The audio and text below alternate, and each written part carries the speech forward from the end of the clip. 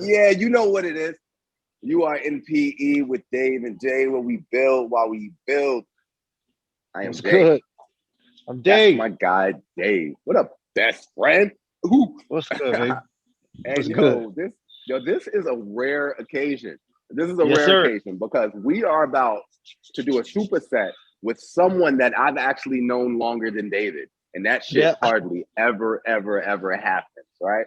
What we have in the building, one of my oldest friends, my brother, the godfather of my future son, if my wife ever gives me one, right? We got Mo Harper in the building.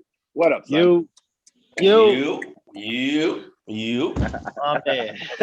What up, yo? So glad to have you here, man. You know, for Big time. the month we wanted to do Black Health and Black Wealth.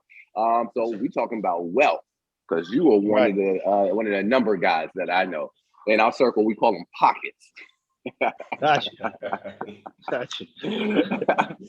So we're gonna hit some arms today, man, and we're gonna learn how to beef up our portfolio from an investor, Mo Harper. All right, what you got for us, Dave? All right. So we're gonna hit arms today. We're gonna hit arms pretty good. All right. So our first set, you're gonna want to be near a pull-up or a chin-up station, and also a dip station. Okay, because we're gonna be working triceps as well as biceps. All right. So with the first workout, all right, we're gonna be doing a chin-up, but it's not gonna be an ordinary chin-up where you come all the way down. You're gonna come. I'm gonna show you here real quick. All right. So you're gonna find an underhand grip. Okay, that's very important for this exercise, right? All right, so when we come up here, right, we're gonna come all the way up. You see where I'm at? And then on the negative, right, we're gonna come to about a 90-degree right here. You can see this? Yep. Right? And then I'm gonna come back up. And I'm gonna come down slow. And I'm gonna come back up. That's gonna burn up. That's gonna burn up your biceps considerably. All right. So what we're gonna do is a max rep. You're gonna do as many as you can. This is sort of like a warm up for for today's workout for the next circuits. So take it easy. Go at your own pace. All right. All right. So in the next workout here, I'm gonna get to my dip station. You guys can see it here. All right. And what I want to do is I'm gonna just do a standard dip, right? But I'm not gonna do the dips that you guys are used to, where you kind of lean over and you're utilizing your chest. I want to stay upright. Okay. So when I come down, I want to isolate the tricep. All right. You guys can see that? Mm-hmm. Yep.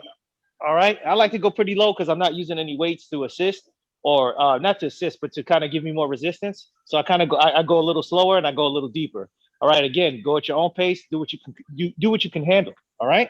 So I like to come down slow to really make this workout pan out, to actually make it count. All right, simple as that, guys. That's the first circuit. And again, we're gonna do a max rep as well on this. And again, depending on how we feel, I'm gonna try to shoot for 3 sets. All right, you guys got it? We got it. All right. Yep. Y'all set. I got something for y'all.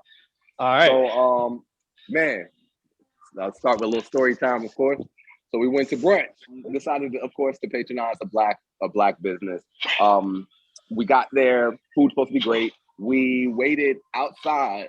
We had to wait outside because of COVID. Waited outside for an hour and 15 minutes. They told us that the wait was about 50 minutes. We waited outside for an hour and 15 minutes before we even went in to check our spot in line. Right? Just so happened they never called us. So we go inside. Right? There were 6 of us. We go inside. When we get inside, we're like, is our table ready? And the lady says, the young girl says, oh, we're not seating anyone else. Uh-oh. And my wife, of course, she almost goes crazy. She's like, wait, what you mean? Like, you're not seeing anyone else after us, right? Because we've been here for an hour and 15 minutes. No, we're not seating anyone else, right? So I step in front and I'm like, nah, I need to speak to the manager. She was like, there was a situation that occurred. We had an incident that happened and we're not able to take anybody else. So I was like, go get your manager. She never gets the manager. Long story short, they're not going to take us. They're telling us that they're closing down. This is like 12 in the afternoon, 1 o'clock. They're closing down.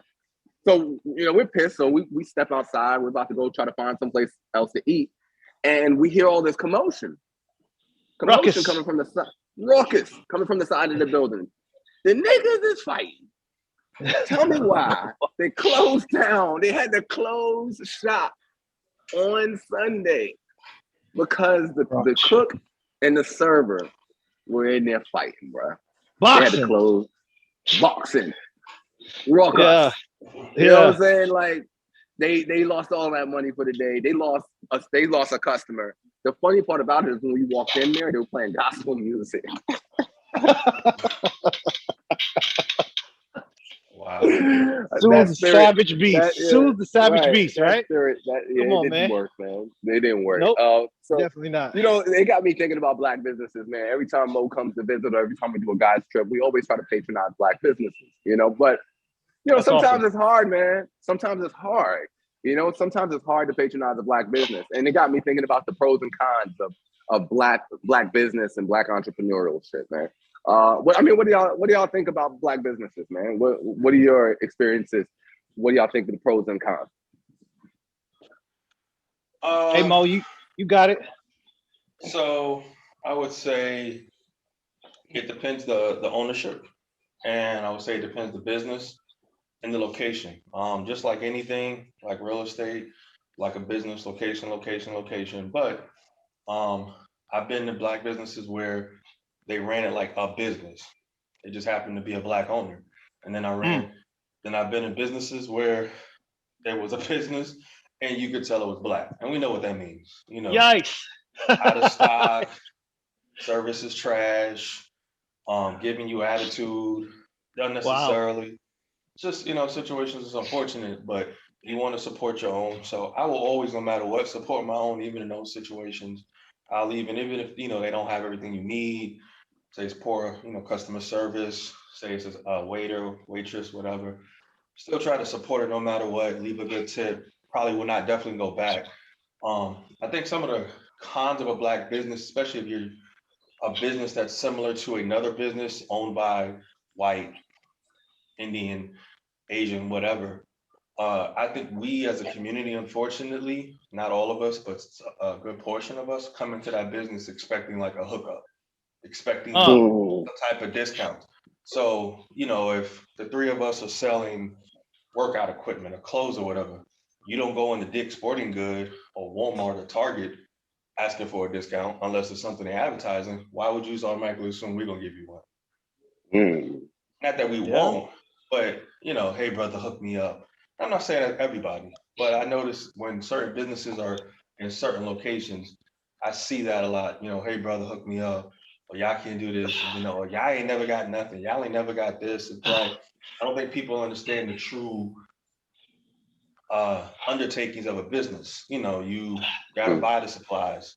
If it's a service where you're cooking or doing some type of creation, you got to have prep time for that. So you're an establishment where you cook, restaurant, something like that. You got to hire good people. You got to pay good people. Health Right. benefit. I mean, these are things that are not cheap. And when you price this out, you price it in a way where you get good people, provide a good service, and you want clients to come back continuously over and over and over. And that cost.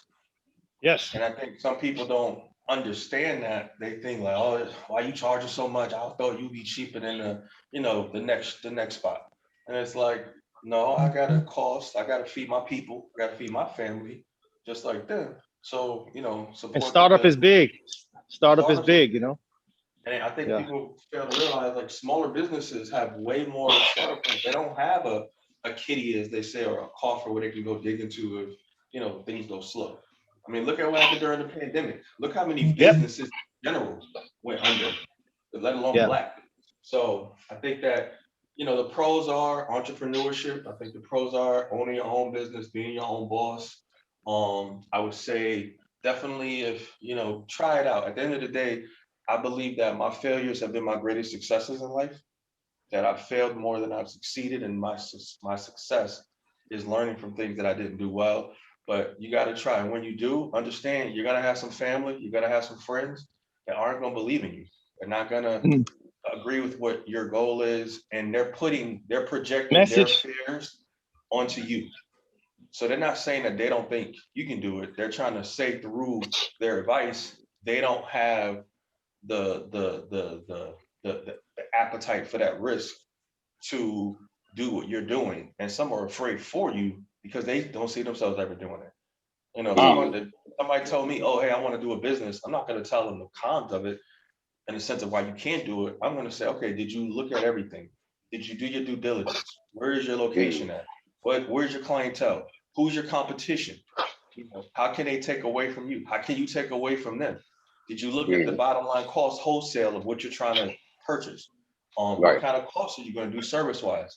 Is this going to be the only thing you're doing business wise, or are you going to have a full time job and do this on a weekend? You know, make sure you do a full due diligence. Have a business plan if you want to go get a loan in the bank, or what a lot of times I wish we would do is come to each other and say, hey, look, I'm going to Whoa. start this. Moj and Dave, you know, I need 50 racks. And we go, okay, boom, we'll give you 50. We'll, you know, these are the terms. You know, obviously we'll work with you, but if you bring a business plan and we know you and you want to sell pies and we're like, yo, your pies is fire. Let me know what Yep. you're trying to do. We'll work with you on something like that. You know, let's try to, you know, help our own, build our own. Like you guys build what we build, let's help our own, build our own. But come with a business plan. Don't come with a paper just saying, oh, I think I'm gonna do this. Nah, like look up all of the ingredients, look up the wholesale. Are you going to Costco's? Are you going to BJ's? Are you going to order it direct? Like, let me know you put the work in so that we'll feel comfortable giving you this money. I don't want nothing. I don't want nothing that's under 100. I don't want nothing.